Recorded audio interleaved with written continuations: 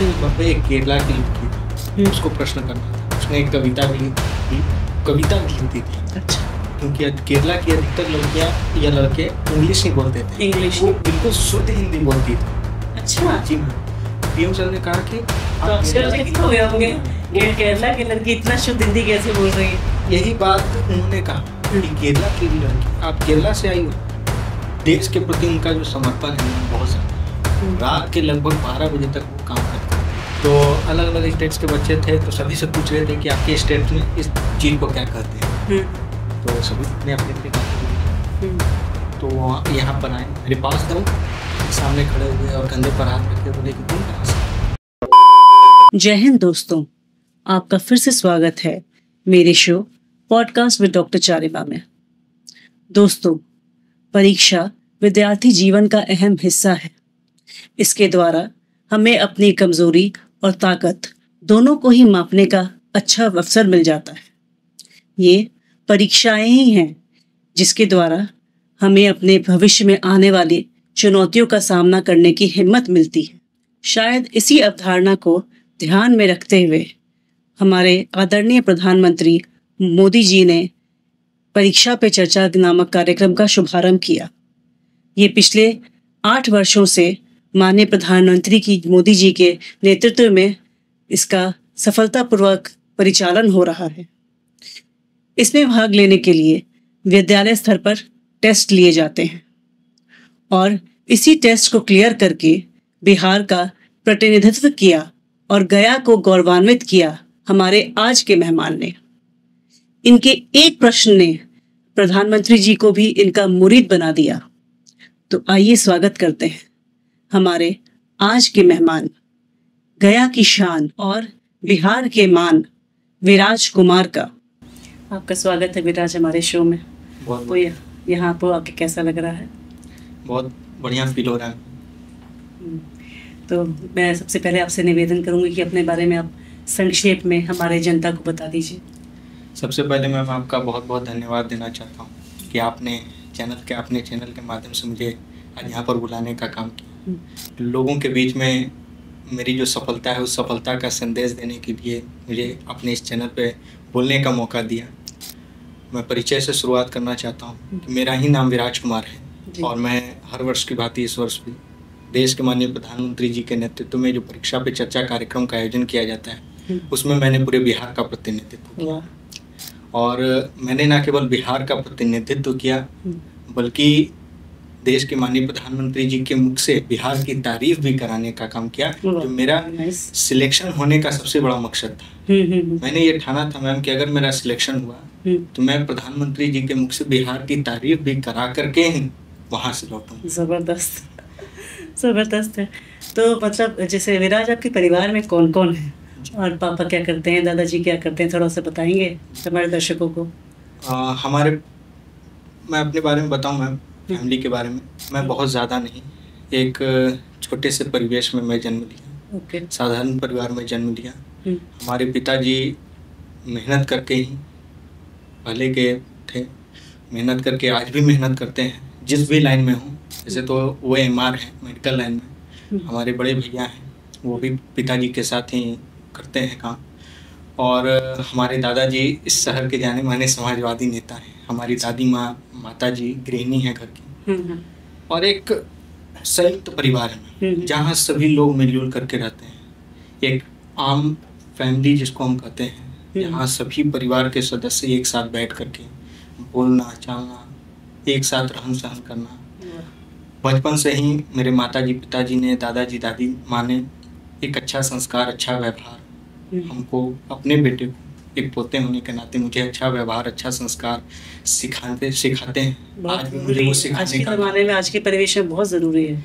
आज भी जब भी मुझसे छोटी मोटी गलतियाँ होती है तो सबसे ज़्यादा मुझे डांटते भी हैं और उसके विपक्ष, मतलब उसके पक्ष में मुझे बताते भी हैं कि ये काम गलत कैसे है।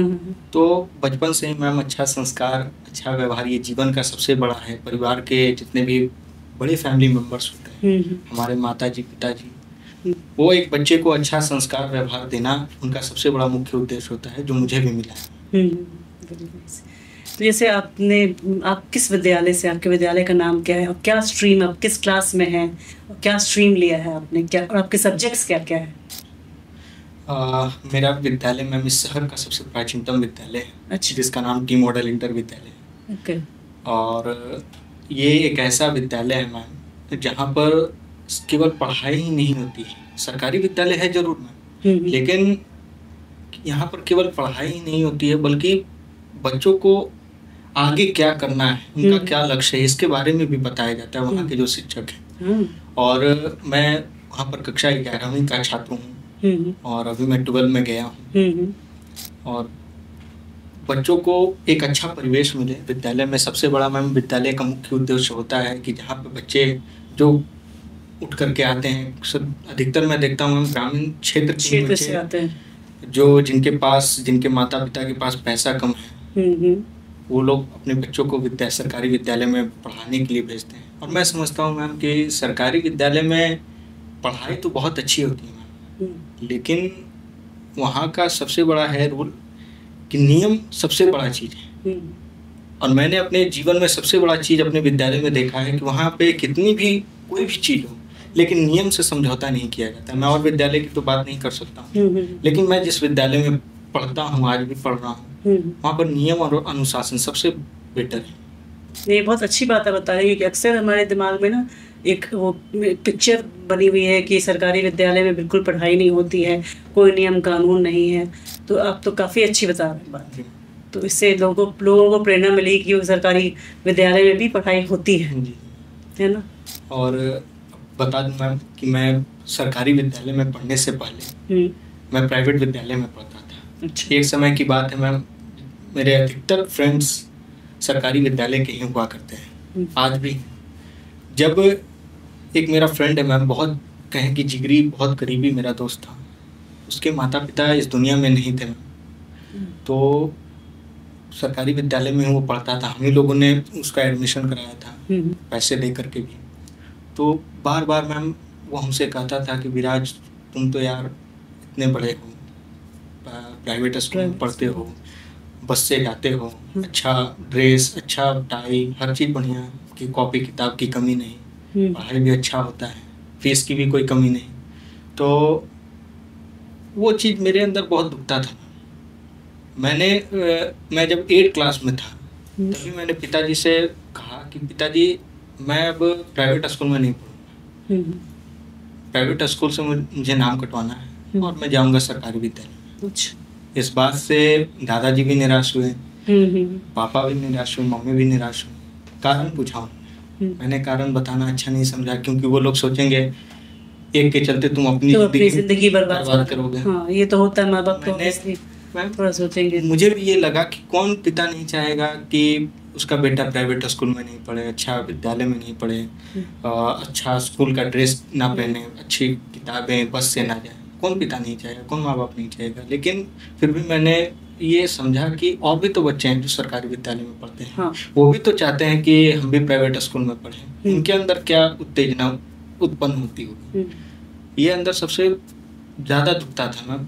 मैंने दादाजी को इस बात को बताया, उन्होंने स्वीकार किया और उन्होंने फिर पापा से बात की। थोड़ा दादाजी डांटे भी पापा को कि नहीं, ये जब चाहता है सरकारी विद्यालय में तो पढ़ाई करने दो। ठीक है, दादाजी ने मतलब सपोर्ट किया, उन्होंने मेरी फीलिंग्स को समझा। हाँ। और मैंने तुरंत सरकारी विद्यालय में नामांकन ले लिया। और वहाँ जाने के बाद मैंने तुरंत ही वहाँ पे एक मेरी ही सोच विचार, जैसा मेरा सोच है, जैसा मेरा विचार है, वहीं पे एक जहाँ मैं अभी पढ़ता हूँ वर्तमान में, उसके ठीक सामने 7, 8, 9 पढ़ाई होता है। मैंने उस विद्यालय में पढ़ाई की। वहाँ भी जितने भी सरकारी विद्यालय के जो नियम और कानून होते हैं, उस चीज़ को मैं बखूबी बहुत ही आत्मनिर्भरता के साथ निभाया। बच्चों को, जो हमारे भाई हैं मैम, उन लोगों को ये बताया कि शिक्षक केवल विद्यालय में पढ़ाते हैं और वहाँ से एक शिक्षक का केवल नियम नहीं है। अगर शिक्षक तुम्हें रोड पर भी मिले तो उनका पैर छूना ये हम लोगों का सबसे बड़ा कर्तव्य है स्टूडेंट का। तो संस्कार के बारे में भी मैंने सभी बच्चों को जब हम लोग बैठते थे, कभी खाली समय मिलता था, तो मैं इस चीज़ को, जितने भी मेरे छात्र थे तो भाई थे, उन लोगों को मैं बैठाता था और बताता था कि नहीं, ये चीज़ होना चाहिए, अगर ये चीज़ गलत हो रहा है तो तुम शांत भी मत बैठो, या तो तुम मुझे बताओ या फिर उस चीज़ के बारे में लेटर लिखो प्रधानाध्यापक महोदया को दो या महोदय को दो। तो इस चीज़ के बारे में भी मैंने बखूबी इस चीज़ को निभाया। उसके बाद मैं उसके सामने वाले स्कूल में गया, टी मॉडल में, और मेरे ही सोच विचार के एक प्रिंसिपल सर थे। अच्छा। तो वो भी नियम और कानून के बहुत पक्के इंसान थे, बिल्कुल कड़क आवाज। और उनके ही रीज़न में मैम कोई भी मैं देखता हूँ अधिकतर सरकारी विद्यालय में आज तक इस देश में जितने भी महापुरुष हुए, चाहे वह देश के लिए कुर्बानियाँ दी या देश की आज़ादी में जिन्होंने लड़ाई लड़ा, जो भी महापुरुष हुए उनकी जयंतियाँ या पुण्यतिथि विद्यालय में नहीं मनाई जाती थी। मेरा विद्यालय पहला विद्यालय है जहाँ पर मेरे और प्रिंसिपल सर के प्रयास से इस देश में कोई भी ऐसा महापुरुष, हम लोगों ने शुरुआत की उनकी जयंती और पुण्यतिथि मनाने की, और हर एक बच्चे को उनके विचार थे, जो उन महापुरुषों की जो विचारधाराएं थी, उनका क्या उद्देश्य था, कैसे उन्होंने लड़ाई लड़ा, उनकी जो जीवनी थी, हर एक बच्चे को उस चीज़ को देख करके आना है और मंच पर खड़े होकर के उनके बारे में बोलना है। क्योंकि इसके पीछे इसके पीछे हमारे जो हेड सर थे, उनका उद्देश्य यही था ना कि बच्चे शांत नहीं रहने चाहिए, विद्यालय से घर, घर से विद्यालय, ये चीज़ नहीं होना चाहिए। विद्यालय का असली मतलब होता है जब तक बच्चे उस चीज को बेहतर तरीके से सीखेंगे नहीं, अपने देश के उन महापुरुषों को जानेंगे नहीं जिन्होंने कुर्बानियां दी हैं, यानी जितने भी महापुरुष उनके बारे में अगर जानेंगे नहीं तो पढ़ाई का कोई मतलब ही नहीं। और बोलेंगे नहीं तब फिर अपने हक और अधिकार की आवाज कैसे उठाएंगे। तो ये चीज मुझे भी बहुत अच्छी लगी मैम कि हमारे हेड सर के विचार मेरे से मिलते हैं, जुलते हैं। हमने उस कार्यक्रम को शुरू किया। हमारे विद्यालय में टीचर डे होता था और चिल्ड्रन डे भी होता था, लेकिन बड़े पैमाने पर नहीं। हमारे प्रिंसिपल सर के प्रयास से वो भी चीज बड़े पैमाने पर हुआ। अच्छा। इस शहर के जितने भी जाने माने सामाजिक कार्यकर्ता ही क्यों ना हो, सभी लोग हमारे विद्यालय में चीफ गेस्ट के रूप में आते थे। सभी लोगों को सम्मानित भी किया जाता था और बच्चों को ये बताया जाता था मैम कि देखो किस तरीके से सम्मान करना है तुम्हें, यानी कि एक अच्छा बेहतर वातावरण विद्यालय में जैसा मिलना चाहिए वो चीज दिया गया, सबको मिला और आज भी मिलता है। और विद्यालय में सबसे महत्वपूर्ण है मैम कि आज भी वो व्यवस्था कायम है। प्रिंसिपल सर रिटायर जरूर हो चुके हैं, लेकिन मैं विद्यालय में पढ़ता हूँ। अगर कुछ भी गलत होता है मैम तो मैं आवाज उठाने से पीछे नहीं हटता। अगर गलत हो रहा है विरोध करना जरूरी, हाँ, विरोध जरूरी है, तब तो लोगों तक बात पहुंचेगी। तो जैसे ये परीक्षा पे चर्चा नामक जो कार्यक्रम है, इसके बारे में आपको कैसे पता चला? इसके बारे में तो मुझे कोई जानकारी नहीं थी, लेकिन इसके बारे में मैं सुना जरूर था। इससे पहले, इस कार्यक्रम में जाने से पहले मैं प्रयास भी करता था अपने विद्यालय की ओर से, अगर मैं नहीं गया तो कोई और जाए उस जगह पर। लेकिन एक दिन ऐसा था कि मैं घर पर ही था उस दिन मैं विद्यालय नहीं जा पाया था किसी कारणवश। एकाएक मुझे फ़ोन आया अपने विद्यालय से, हमारे जो सर हैं उन्होंने मुझे फ़ोन किया कि राज्य जिला स्कूल में एक कार्यक्रम है परीक्षा पे चर्चा, तो वहाँ पर आपको जाना है और इससे आप क्या समझते हैं इस चीज़ के बारे में आपको बताना है। अगर आपने इस चीज़ के बारे में बढ़िया से बताया तो आपका सिलेक्शन होगा। तो मैं जब वहाँ पर गया और वहाँ पर जाने के बाद हम और मेरा एक और दोस्त था, उन दोनों का विद्यालय में सिलेक्शन हुआ और भी कई एक विद्यालय के बच्चे वहाँ पर आए थे। वहाँ पर सभी लोगों ने अपनी अपनी बातों को बखूबी रखा, सभी लोगों ने बेहतर तरीके से रखा, लेकिन वहाँ पर एक विषय था। विषय दिया गया था रील वर्सेस रियल लाइफ, इस पर आपको बोलना है। ओके। तो सभी ने अपनी अपनी बातों को रखा, तो मैंने भी अपनी बातों को रखा मैम कि रील और रियल लाइफ के बारे में क्या अंतर है। जिस तरीके से विज्ञान वरदान है या अभिशाप है, तो उस बारे में भी हम लोगों को बताना था। अच्छा। तो मैंने उस चीज़ को बखूबी निभाया। उसके एक दिन के बाद मुझे फ़ोन आता है मैम कि आपका सिलेक्शन हो गया। अच्छा, आपको चयनित कर लिया? जी मैम, जिला स्कूल से वहाँ पर चयन हो गया है, वो राज्य स्तर पर था। अच्छा, ये राज्य स्तर पर था, मतलब यही प्रक्रिया थी? जी मैम।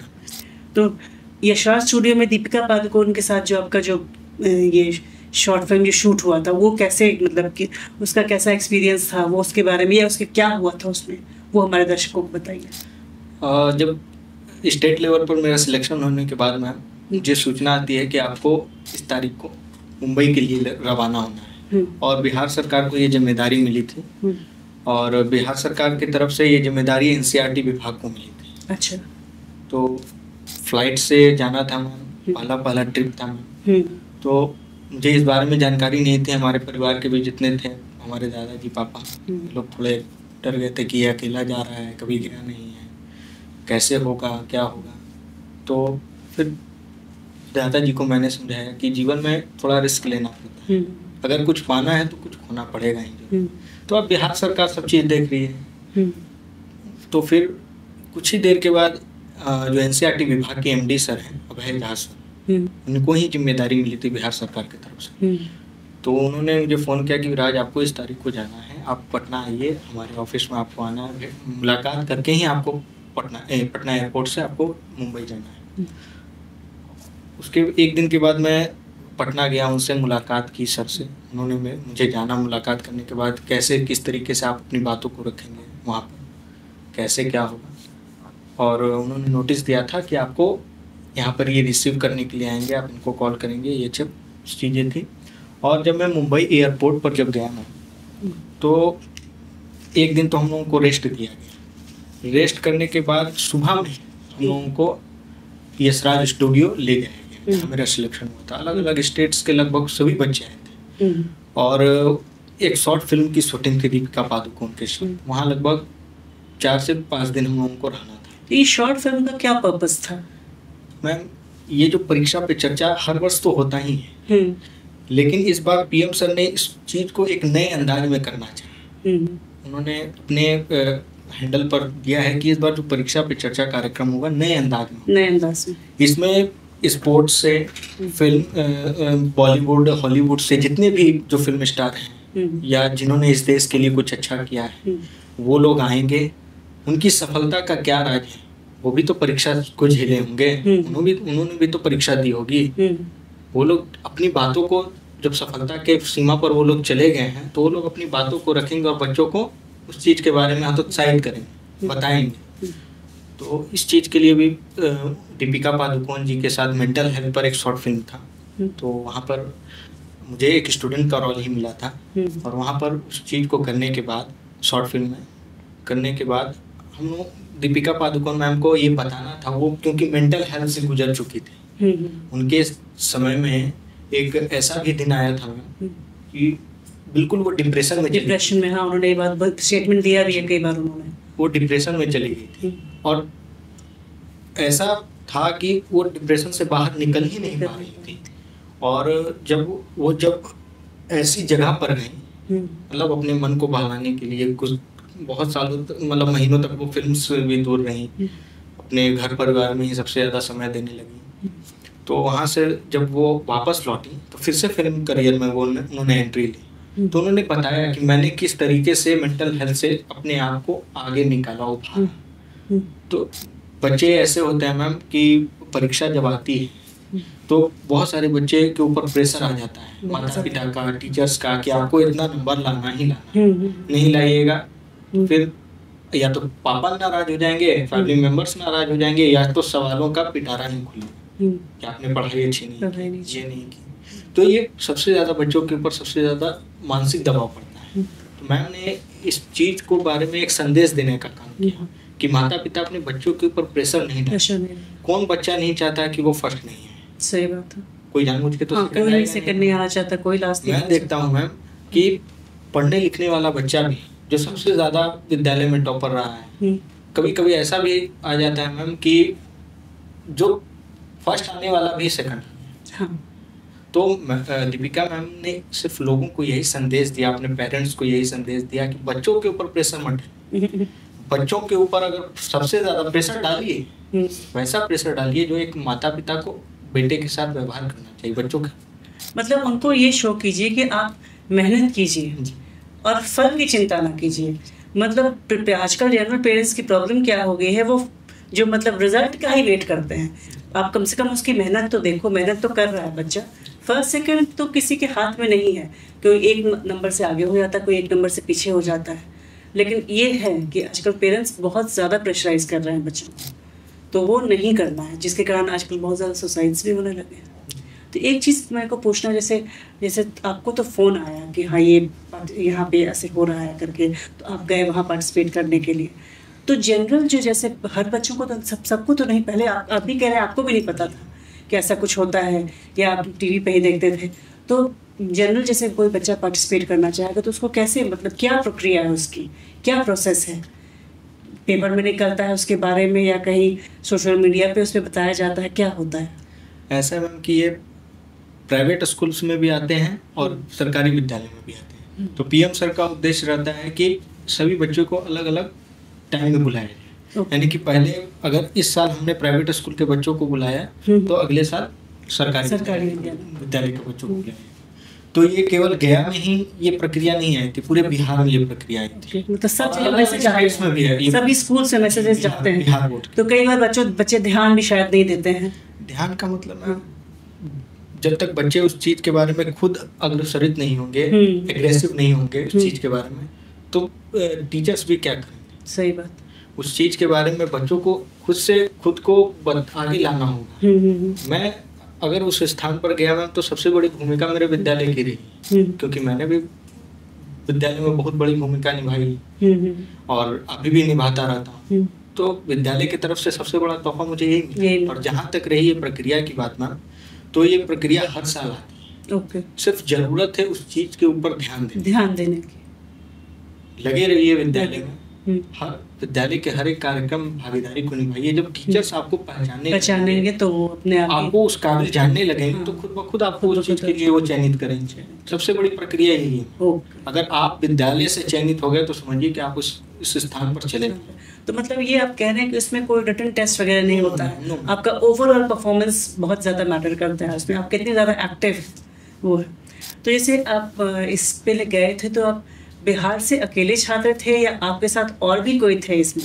जी, सिलेक्शन तो 2 लोगों का हुआ था। हाँ। लेकिन किसी कारणवश उस एक का सिलेक्शन नहीं हो पाया, इसलिए मैं ही एक अकेला बिहार के प्रतिनिधि थे। जी, मैं अकेला बिहार का प्रतिनिधित्व किया और पीएम सर के पास अपनी बातों को रखने का मुझे मौका मिला, उनसे प्रश्न करने का मौका मिला।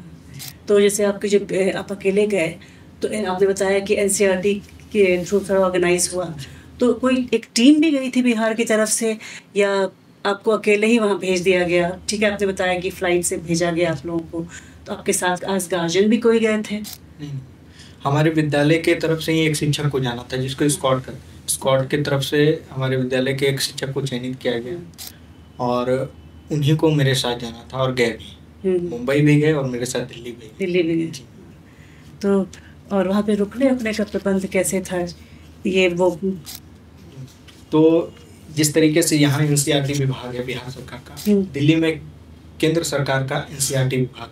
अच्छा। वहीं पे एक अपार्टमेंट है एनसीईआरटी का, उसी अपार्टमेंट में सभी बच्चों को, स्टेट्स के बच्चों को रूम मिला, वहीं पे रहने की व्यवस्था, खाने की व्यवस्था सब वहीं पे मिल रही है। तो जैसे आपका जब चयन हुआ, सिलेक्शन हुआ, तो आपके अंदर कैसी फीलिंग थी? मतलब एक्साइटमेंट थी या जस्ट मतलब कुछ तो रहा होगा, कैसा था?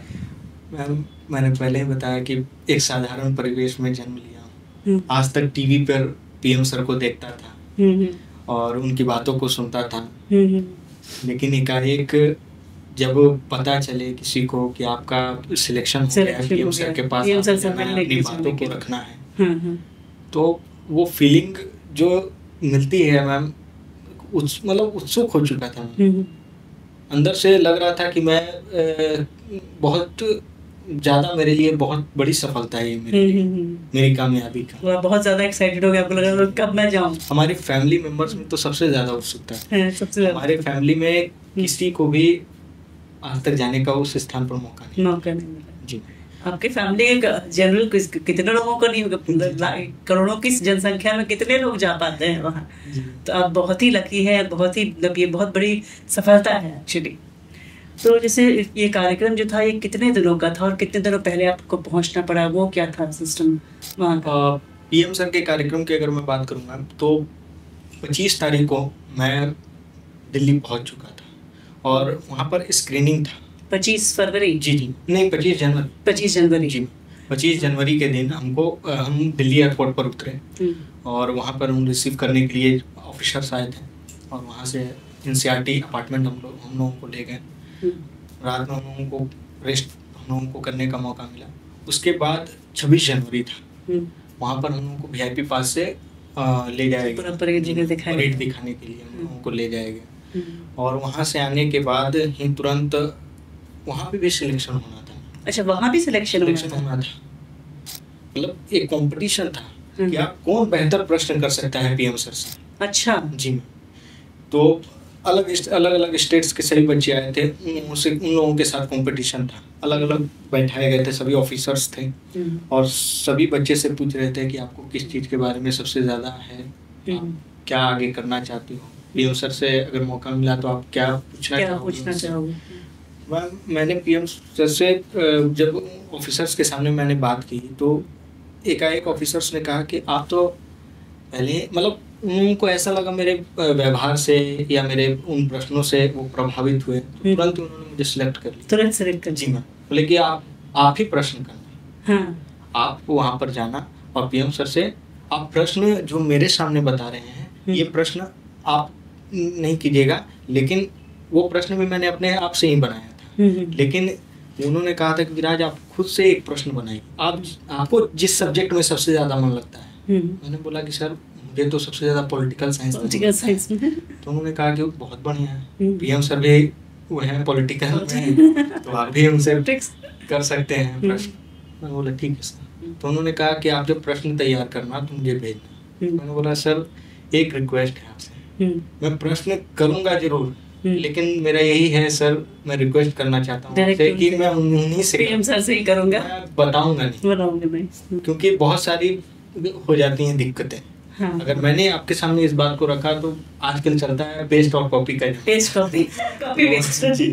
तो वो चीज था। तो सर ने बोला कि ठीक है आप करना डायरेक्ट, लेकिन हाँ विराज प्रश्न आप करना जरूर, लेकिन थोड़ा सीमा में रखा। बोला सर मैं आपसे वादा करता हूँ कि मैं PM सर से ऐसा ही प्रश्न करूंगा, मैं ऐसा प्रश्न करूंगा कि सर मेरे बिहार का तारीफ आना चाहिए उनके मुंह से, मैं ऐसा ही प्रश्न करूंगा। तो उन्होंने कहा ठीक है आप करना। और सभी बच्चे वहाँ पर गए। 27 तारीख का वह दिन जब PM सर से हम लोगों को मिलने का मौका मिला। अच्छा, मौका मिला आपको 27 को ही? जी मैम।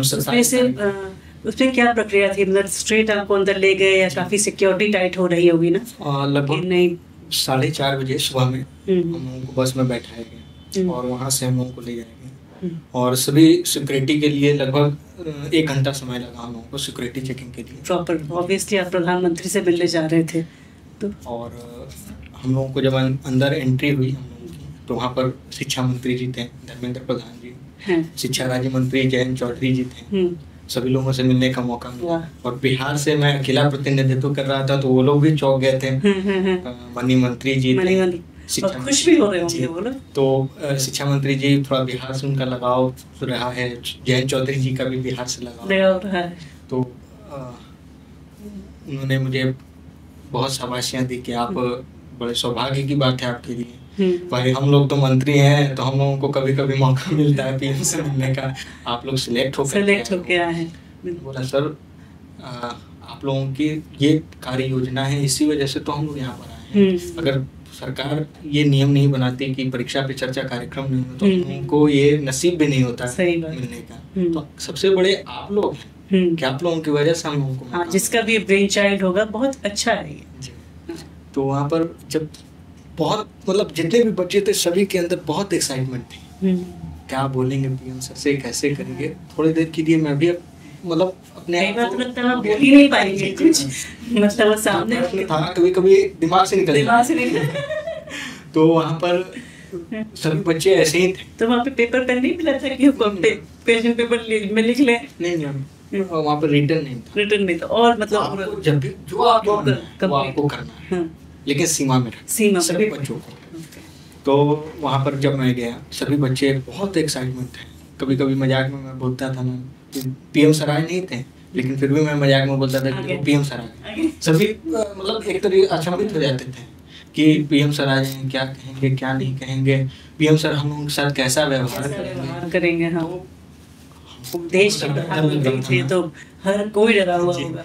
अंदर बहुत डर था मैम, लेकिन पीएम सर जब हम लोगों के बीच में आए तो बिहार का एक सुप्रसिद्ध लड्डू है तिल का लड्डू, हाँ। वो अपने घर से ही लेकर के आए थे। तिल का लड्डू, हम लोग उसको तिलवा कहते हैं। जी मैम। तो वो वितरित अपने हाथ से सबको वितरित कर रहे थे। अच्छा, तो गुड़ में था? हाँ जी मैम। बिहार का जैसा स्वाद होता है बिल्कुल वैसा था। तो अलग अलग स्टेट्स के बच्चे थे, तो सभी से पूछ रहे थे कि आपके स्टेट में इस चीज को क्या कहते हैं। तो सभी ने अपनी अपनी बातों को कहा। तो वहाँ यहाँ पर आए, मेरे पास दम ठीक सामने खड़े हुए और कंधे पर हाथ रखे, बोले कि तुम कहाँ से आए। मैंने परिचय से शुरुआत किया कि मैं विराज कुमार हूँ सर, और मैं अकेला बिहार का प्रतिनिधित्व कर रहा हूँ आपके इस कार्यक्रम में। अच्छा, तो अपने हाथों से उन्होंने तिल का लड्डू दिया मुझे। उस टाइम क्या फीलिंग थी आपकी? हम जब उन्होंने कंधे पर मेरे हाथ रखा तो मेरे अंदर की जितनी भी डर थी वो सभी खत्म हो गई। तो साथ में ही हम लोग बैठे वहाँ पर, पीएम सर अपनी एडवाइस दे रहे थे कि आपको पोषण कैसे करना है, खाने का, पानी कैसे पीना चाहिए। जो एडवाइस थी, अच्छी सलाहें थी बच्चों को जो देनी चाहिए, वो चीज़ उन्होंने दी बखूबी तरीके से। उसके बाद हम लोगों को उस साइड हम लोगों का था फिक्स कि यहाँ पर हम लोगों को प्रश्न करना है। दूसरे नंबर पे मेरा प्रश्न करने का मौका था। पहले नंबर पे एक केरला की लड़की थी, उसको प्रश्न करना था। उसने एक कविता भी की, कविता भी लिखती थी। अच्छा। क्योंकि केरला की अधिकतर लड़कियां या लड़के इंग्लिश नहीं बोलते थे, इंग्लिश वो बिल्कुल शुद्ध हिंदी बोलती थी। अच्छा जी मैम। तो पीएम सर ने कहा कि तो आश्चर्यचकित हो गए होंगे कि केरला की लड़की इतना शुद्ध हिंदी कैसे बोल रही है। यही बात उन्होंने कहा कि केरला की लड़की, आप केरला से आई हो, केरला की हो और आप इंग्लिश नहीं बोल रही, इतनी शुद्ध हिंदी। तो उसने कहा कि नहीं सर, मैं कविता भी लिखती हूँ। तो उसने, तो पीएम सर ने कहा क्या सुनाओ कविता भाई, हमने सुनाई कविता है। उसने सुनाया। दूसरे नंबर पर मुझे प्रश्न करने का मौका मिला और मेरा प्रश्न पॉलिटिक्स से था, और उस प्रश्न को मैंने रात में सोते सोते बनाया था। तो लेकिन ये प्रश्न क्या किया था जो मतलब उन्होंने, मतलब आपकी लिटरली वो मुरीद हो गए, मोदी जी आपके मुरीद हो गए? मैंने प्रश्न यही किया था मैम कि माननीय पीएम सर, आप काफ़ी लंबे समय से लीडरशिप के पद पर रहे हैं सर, आप देश ही नहीं बल्कि दुनिया के सबसे बड़े ग्लोबल लीडर हैं सर। हम आपसे लीडरशिप के बारे में कुछ सीखना चाहते हैं, वह 2-3 बातें जो हम बच्चों के लिए महत्वपूर्ण। तो उन्होंने मेरे पास आए और कंधे पर हाथ रखे और उन्होंने कहा कि विराज, बिहार का लड़का आए और राजनीति से संबंधित प्रश्न करे, ये हो ही नहीं सकता है। तो वो भी हंस पड़े। मेरा यही उद्देश्य था कि अगर मेरा सिलेक्शन हुआ तो मैं पीएम सर के मुख से बिहार की तारीफ करा करके ही वापस लौटूं, और ऐसा प्रश्न करूंगा कि वो बिहार की तारीफ करने के लिए भी वो करेंगे ही करेंगे। और उस प्रश्न को मैंने रात में सोते सोते ही बनाया था और मैंने सुबह में पीएम सर के पास। तो जब जैसे वो आए तो आप कह रहे हैं कि उन्होंने कुछ थोड़ा बहुत पोषण के बारे में बताया, तो थोड़ा और डिटेल में बताइएगा कि वहाँ और क्या क्या हुआ और क्या क्या उन्होंने मतलब बच्चों को जो संबोधित किया, तो कैसे और क्या किया और क्या क्या, थोड़ा डिटेल में बताइए। सभी बच्चे प्रश्न कर चुके थे मैम, तो हम लोगों को फिर वापस एक झरने के पास ले जाएंगे। अच्छा। मैंने उस चीज़ से बहुत चीज़ सीखी है ना उस जगह से। एक मेडिटेशन का जगह था जहाँ पीएम सर ने, वो क्योंकि व्यायाम भी बहुत करते हैं पीएम सर, वो व्यायाम को बहुत ही प्राथमिकता देते हैं। और हम लोगों को वहाँ पर वो उन्होंने बैठाया, ठंड का समय था, धूप भी बहुत अच्छी लग रही थी, तो उन्होंने वही जगह अच्छी समझी, वहाँ पर उन्होंने बैठाया, खुद भी बैठे और उन्होंने कहा कि आप यहाँ पर मेडिटेशन, आपको आँख बंद करना है और गहरी सांस लेनी है और कान को सबसे ज़्यादा, आपको ध्यान नहीं देना है, कान को सबसे ज़्यादा ध्यान देना है कि जितने भी चहचहाट आ रही है चिड़िया की, झरने की जो आवाज़ आ रही है, उससे आपको क्या सीखने को मिलता है, वो चीज़ आप बताइए। तो कुछ बच्चों ने कहा, मैंने भी कहा कि सर बहुत सारे यहाँ पे पंछी हैं, मतलब वो एक तरीके से गार्डन था, सुंदर नर्सरी उसका नाम है। तो वहाँ पर एक अलग तरह का मतलब ध्यान करने से कितनी फायदे होती है वो मुझे उस दिन पता चला। ओके। और सभी बच्चों को ये पता चला कि ये ध्यान करने से सबसे ज़्यादा क्या फ़ायदा होता है।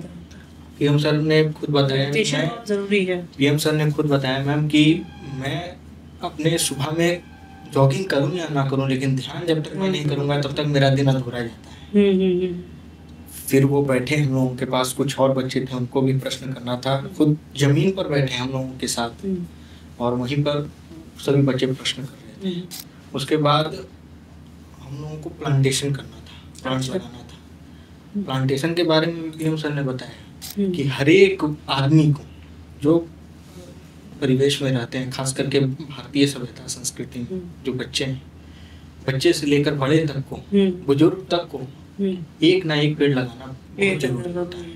क्योंकि अगर पेड़ नहीं रहेगा तो जिस जीवन को हम बहुत ही सरलता के साथ जी रहे हैं वो जीवन फिर नहीं मिल पाएगा। जिस तरीके से आज पेड़ की कटाई हो रही है वो चीज बहुत ही गलत है और हमारी सरकार इस चीज के ऊपर सबसे ज्यादा प्रतिबंधित भी कर रही है। लेकिन कुछ ऐसी भी बहुत सी, जैसे कागज हो गई, ये भी लकड़ी की है, लकड़ी से बनी। तो अगर कुछ ऐसी भी जरूरतें हैं जो लकड़ी के बिना नहीं हो पाती, लेकिन हमारी सरकार इस चीज के ऊपर भी ध्यान दे रही है। फॉरेस्टेशन पे लेकिन पेड़ लगाना तो आपके लेकिन यहाँ पर आप लोग आए, आप लोग इस नए जमाने, इस नए युग के हैं। हमने जिस समय को नहीं देखा है मैम, इस देश के पूर्व प्रधानमंत्री लाल बहादुर शास्त्री जी ने जय जवान जय किसान का नारा दिया था। दो नारे मैं समझता हूँ कि आज हमारे देश के लिए जरूरी, एक जय जवान और एक जय किसान, और फिर उसी से सारे देश का एक जय हिंद का नारा लगता है। उसके बाद इस देश के पूर्व प्रधानमंत्री अटल बिहारी वाजपेयी जी ने जय जवान जय किसान और जय विज्ञान का नारा दिया था। उसी तरीके से पीएम सर ने भी इस मुहिम को सबसे आगे चलाया है। उन्होंने जो इस बात को मैं यहाँ पर बता रहा हूँ, उन्होंने भी इस बात को बताया वहाँ पे कि हमारी सरकार सबसे ज्यादा इस चीज पर ध्यान दे रही है। विज्ञान के क्षेत्र में आज भारत को देखिए, आज टेक्नोलॉजी का जमाना है। आज जिस जमाने को आप लोग जी रहे हैं, आपने बहुत सी चीजों को देखा है। लॉकडाउन भी आप लोगों ने देखा है कि कैसे जीवन से जूझना है। आपने जिस चीज को देखा है, हमने उस चीज को नहीं देखा है। ये चीज इतिहास के पन्नों में जुड़ चुका है। तो आप लोग इस चीज से सीखते रहिए और जीवन में कभी भी सीखना मत भूलिए। सीखना बहुत बड़ी चीज है, और चाहे एक आप छोटे से 10 साल के बच्चे से भी सीख रहे हैं तो वो भी बहुत चीज सीखने को देता है। इसलिए सीखना बहुत जरूरी है जीवन में, और प्लांटेशन में जीवन का सबसे बड़ा चीज है। इसलिए प्लांटेशन बहुत जरूरी है, आप लोग करते रहिए। प्लांटेशन किया हम लोगों ने। तो जैसे इस दौरान जब आप वहाँ पे थे तो आपको ये अपने पेरेंट्स से या फैमिली से कांटेक्ट करने अलाउड था या नहीं था? ऐसे तो बहुत कम ही था मैम फैमिली से, लेकिन फिर भी रात में हम लोगों को वहाँ पर बात करने का मौका, क्योंकि प्रोटोकॉल के हिसाब से हम लोगों को मोबाइल अलाउ नहीं था। यहाँ तक कि हम लोगों का खुद का एक बेल्ट भी था, वो भी अलाउ नहीं था। वो भी पीएम सर की तरफ से मिला था हम लोगों को। अच्छा, क्योंकि सिक्योरिटी के हिसाब से, क्योंकि देश के सबसे बड़े लीडर यहाँ पर आ रहे हैं, तो उस हिसाब से उस चीज को बहुत देखना जरूरी है। तो जब ये सब हो गया तो ये लगभग कितना दिनों का बताया आपने कार्यक्रम? 1 हफ्ता ना? ये लगभग 1 सप्ताह का कार्यक्रम था। तो फिर उसके बाद फिर आप लोग वापस आ गए? जी। तो फिर जैसे आपका स्वागत कैसे हुआ और परिवार वालों का, माता पिता का कैसा रिएक्शन था? ये जब ये कार्यक्रम हो रहा था उस समय दिल्ली विधानसभा का चुनाव हो रहा था, क्योंकि जनवरी का समय था, दिल्ली विधानसभा का चुनाव हो रहा था और चुनाव में आचार संहिता लागू होता है। अच्छा। तो ये पीएम सर ने गुप्त तरीके से इस चीज को किया था। अच्छा। और वहाँ पे भी हम लोगों को सख्त हिदायत दी गई थी कि आप जब भी अपने घर पर जाइएगा तो अभी इस चीज को गुप्त रखिएगा। जब हम लोग इस चीज का कर देंगे, जब इस चीज को लागू कर देंगे, जब यूट्यूब पर ये चीज आ जाएगा, तब आप लोग खुद ब खुद आप लोगों के। अच्छा, मतलब आप बिल्कुल किसी को ये बात पता नहीं थी कि आप लोग वहाँ गए हैं, वहाँ पे इंटरेक्शन हो रहा है? फैमिली के अलावा किसी को नहीं? सरकार और फैमिली के अलावा किसी को भी नहीं। ओह, ये बिल्कुल। तो जब वहाँ पे उन्होंने डाला उसके बाद फिर लोगों को पता चला? लगभग 10 तारीख को इसका प्रसारण हुआ लाइव जी। और सभी लोगों को तो ऐसा लगता है कि ये लाइव ही कार्यक्रम चलता है, लेकिन ये पहले से ही फिक्स होता है, क्योंकि पीएम सर को बहुत से काम होते हैं, बहुत सारे काम। क्योंकि वो मैंने उनको जहाँ देश के प्रधानमंत्री, उनको बहुत सारे काम है, तो उस हिसाब से प्लान करके ही वो करेंगे। जहाँ तक मैंने उनको देखा है ना, कम ही समय में देखा है, लेकिन जहाँ तक मैंने देखा है, देश के प्रति उनका जो समर्पण है मैम बहुत ज्यादा है। रात के लगभग 12 बजे तक वो काम करते हैं देश के लिए। अच्छा। और फिर भी उनका मन नहीं भरता है तो 2 से 3 बज जाता है काम करते करते और फिर सुबह उठ जाते हैं और फिर सुबह उठते हैं। लगभग मेरे ख्याल से 3 से 4 घंटा वो सोते हैं मैम। उसके बाद काफी लोगों से सुना है हमने कि मतलब बहुत ही कम सोते हैं, बहुत देर रात तक काम करते हैं और सुबह बिल्कुल सुबह उतर के ही उठ जाते हैं। और सुबह में उनका नियम है कि वो सुबह जब भी उठेंगे बिना व्यायाम और बिना जॉगिंग के वो किसी काम को करते नहीं। सबसे बड़ा चीज़ है। एक चीज़ जैसे आपने अभी लॉकडाउन के बारे में कहा, ये मैं कहना चाहूँगी, लॉकडाउन हमने सब ने फेस किया, लेकिन आप बच्चे हैं, मतलब आप लेकिन जैसे हम लोग एज पेरेंट्स देख रहे हैं, या मेरे हस्बैंड का भी हॉस्पिटल, तो अक्सर मतलब ये बहुत प्रॉब्लम हो गई है। आप पता नहीं आप इस चीज़ से जूझ रहे हैं या आपने उस चीज़ को अवॉइड किया है। मतलब बच्चों को ऐसी मोबाइल की लत लगी है जो कि ख़त्म ही नहीं हो रही है, और जिसके कारण उनके आँख पे भी प्रेशर आ रहा है, लोगों का नंबर बहुत बढ़ रहा है। तो आपको वो लत है या नहीं? आपको नहीं है? अब ये बताइए मैम, सच बताइएगा मैम। जहाँ तक मेरा सवाल होता है, आज के इस टेक्नोलॉजी के ज़माने में इस चीज़ के बिना कोई काम नहीं। ये एक बहुत बड़ी प्रॉब्लम है। हाँ मैम। जो मेरा पर्सनल एक्सपीरियंस है, बच्चे आजकल बुक से ज़्यादा, जैसे हमारा ज़माना था सिर्फ किताबें हम खोलते थे, तो लेकिन आजकल के बच्चे, उनको कुछ भी पूछो तो वो गूगल ही करते हैं। मतलब कौन जाके किताब खोलेगा और ढूंढेगा? तो क्या आप भी यही करते हैं? मैम ऑनलाइन आपके माध्यम से मैं बताना चाहता हूँ कि ऑनलाइन क्लास मैं भी करता हूँ। हाँ। जरूरत पड़ती है तो कोई चीज बुक में भी नहीं मिलती है तो मैं मोबाइल में देखता हूँ। जरूरत पड़ती नहीं, जब जरूरत पड़े तो देखना ही पड़ेगा। सबसे बड़ा मैंने देखा है उस चीज को, पीएम सर भी, मैंने इस बात को पीएम सर के पास रखा था कि सर ये जो टेक्नोलॉजी का जमाना है, इस जमाने में छोटे छोटे बच्चे मोबाइल के बिना खाना नहीं खाते। नहीं सर, मैंने बोला था सर क्या आप भी मोबाइल चलाते हैं सर? अच्छा, ये सर ने हंसते, ये रिकॉर्डिंग नहीं था, ये मैंने पर्सनली से पूछा था जब कैमरा सब बंद था। मैंने पीएम सर से ये बातें की थी, पीएम सर ने हंसते हुए जवाब दिया था। तो पीएम सर ने कहा कि विराज आपने तो ये बहुत डिफिकल्ट सवाल किया। तो उन्होंने कहा कि देखो विराज, मैंने टेक्नोलॉजी के अपने तो देखा ही है, उस जमाने को लाना तो चाहता हूँ मैं, और वो आ भी है भारत में, लेकिन मैं फ़ोन का बहुत कम यूज़ करता हूँ। ये बहुत ज़रूरी है, और जो अक्सर प्लेयर्स वगैरह भी होते हैं, ये वो यही कहते हैं कि जितना हो सके आप मोबाइल से दूर रहें। लेकिन आइए आप अपने ज़रिए अगर हो सके तो ये आज के बच्चों को अगर हो सके तो ये संदेश ज़रूर दीजिएगा। जी मैम, मोबाइल का उपयोग तभी किया जा सकता है जब हमें उस चीज़ की ज़रूरत। और मैं वहाँ से लौटने के बाद भी खुद भी मोबाइल को कम कर दिया। गुड। जब तक काम है तभी तक उसके क्योंकि बच्चों की आँख की पावर बहुत ज़्यादा बढ़ जा रही है, तो इसके कारण। तो बिहार सरकार की तरफ से जब आप वापस आए तो बिहार सरकार की तरफ से आपको कोई पुरस्कार मिला? एनसीईआरटी विभाग की तरफ से ऐसे तो ये कार्यक्रम फिक्स था मैम कि माननीय मुख्यमंत्री जी के द्वारा मुझे सम्मानित किया जाएगा, लेकिन किसी कारणवश मुझे बिहार दिवस के अवसर पर ये फिक्स था, लेकिन किसी कारणवश नहीं हो पाया। अच्छा, नहीं हो पाया। लेकिन फिर भी पीएम सर की तरफ से मुझे यह तोहफा मिला था, ये बहुत बड़ी सौगात। उन्होंने मुझे गिफ्ट खुद दिया था, अभी भी वो सामान हमारे घर में रखा हुआ है। अच्छा, क्या गिफ्ट दिया था?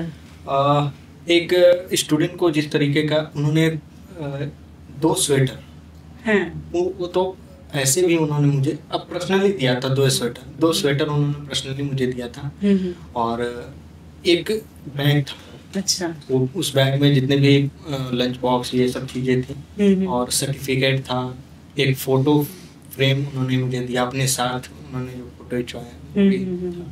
तो ये मेरे लिए बहुत बड़ा गिफ्ट, बहुत बड़ा, ये तो बहुत बड़ा पुरस्कार है, इसके आगे तो कुछ भी नहीं।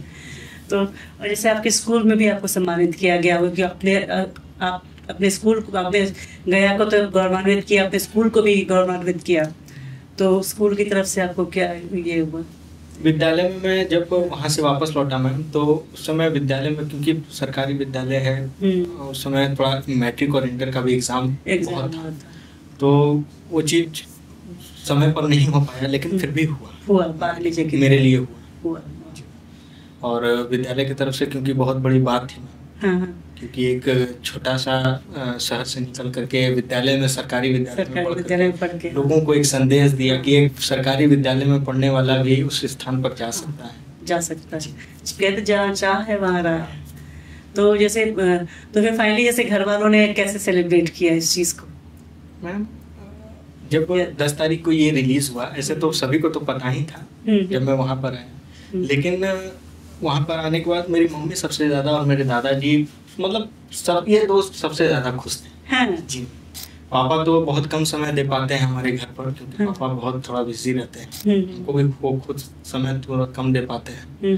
लेकिन मम्मी और दादाजी तो थोड़ा मेरे ऊपर ध्यान देते हैं, दादी माँ भी ध्यान देती है। बहुत मतलब फैमिली के जितने भी मेंबर्स थे वो सभी मेरे लिए बहुत खुश थे। बहुत खुश थे। हाँ।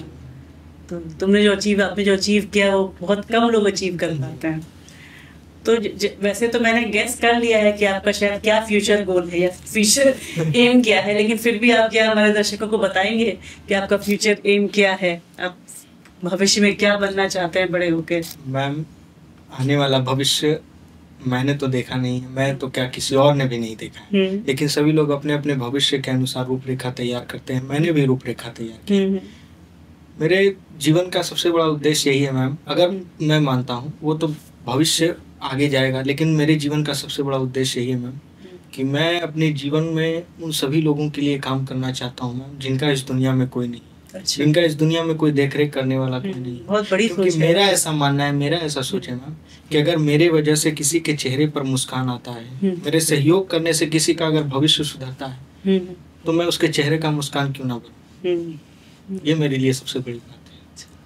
और आगे जहाँ तक गोल की बात रही मैम, तो अगर मुझे मौका मिला तो मैं छात्र राजनीति में सक्रिय रूप से भागीदारी, क्योंकि छात्रों की समस्याएं, क्योंकि अगर आज की जो राजनीतिक परिदृश्य है, मैं थोड़ा सा इस चीज के बारे में बताना चाहता हूँ, क्योंकि आज की जो राजनीतिक परिदृश्य है वो बहुत ही धूमिल हो चुका है। आज लोग सत्ता पाने के लिए ललायित रहते हैं।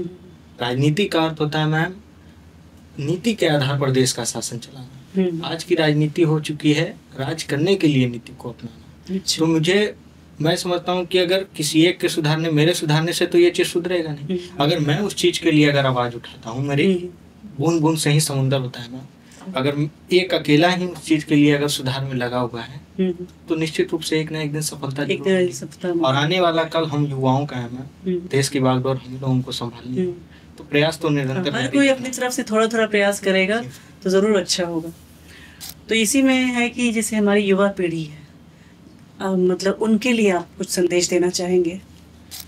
जो मैम मेहनत कर रहे हैं, संघर्ष कर रहे हैं, और जो लोग उस स्थान पर पहुंचना चाहते हैं जहां मैं पहुंच सका, मेहनत कीजिए, संघर्ष कीजिए। मेरा उन लोगों से कहना है कि जीवन में मेहनत कीजिए, संघर्ष कीजिए और पढ़ाई कीजिए, क्योंकि पढ़ाई बहुत बड़ी चीज़ होती है। मेहनत कीजिए, संघर्ष कीजिए, लेकिन जीवन में एक बात हमेशा याद रखना बहुत ज़रूरी है मैम कि ज़मीन से जुड़ा रहना बहुत ज़रूरी है। मेहनत, जब तक मेहनत नहीं कीजिएगा तब तक सफलता नहीं मिल पाती। There is no shortcut to fame, मतलब आपको मेहनत करनी ही पड़ेगी। सबसे बड़ी बात है मैम, मेहनत के साथ साथ हमारे अंदर जो जुनून होनी चाहिए किसी भी चीज को। हमारे अंदर किसी चीज को, अगर मेरा मन है मैम कि हम इस क्षेत्र में हमको जाना है, तो आपके अंदर जो गुण है, जो जज्बा है, उस हौसले को बाहर जब तक आप नहीं निकाल पाइएगा, उसके पीछे आप लोग दौड़िएगा नहीं, तब तक जीवन में सफलता नहीं मिलेगी। ठीक है, आपका बहुत बहुत धन्यवाद विराज हमारे शो में आने के लिए। तो भगवान आपकी सारी मनोकामनाएं पूर्ण करें, आपकी जो इच्छा है वो आपकी पूर्ण हो, ठीक है ना, और ऐसे ही सफलता की ऊंचाइयों को छूते रहे और हमारे गया और बिहार का नाम रोशन करते हैं। बहुत बहुत धन्यवाद। तो दोस्तों, आपको हमारा आज का पॉडकास्ट पसंद आया तो प्लीज़ लाइक, शेयर और सब्सक्राइब ज़रूर कीजिएगा, और साथ में बेल आइकन भी दबाइएगा ताकि आपको नोटिफिकेशंस आ सके हमारे नए एपिसोड के लिए। धन्यवाद। जय हिंद।